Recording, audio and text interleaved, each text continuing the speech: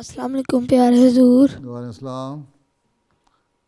मेरा नाम मसरूर अहमद ताहिर है और मैं क्या आपसे दो दो सवाल पूछ सकता हूँ? हाँ, तुम पहले एक तो पूछो। प्यारे हुजूर, मुझे गुस्सा बहुत आता है और आप दुआ करें कि मुझे गुस्सा ना आए। गुस्सा बहुत आता है? हाँ जी। अच्छा, तुम्हें गुस्सा बहुत आता है, तुम्हें गुस्सा ना आए तो तुम पानी, ठंडा पानी पी लिया करो जब तुम्हें गुस्सा आता है तो। तुम्हारे छोटे बहन भाई ठीक हैं, है। बड़े बहन भाई हैं? छोटे बहन भाई। तुम सबसे बड़े हो? हाँ जी। कितने साल के हो, 10 साल के? हाँ जी, 10 साल का हूँ। अच्छा, तो तुम छोटे बहन भाइयों पर रहम किया करो ना। तो छोटों पर रहम करना चाहिए, उन पर गुस्सा नहीं आना चाहिए।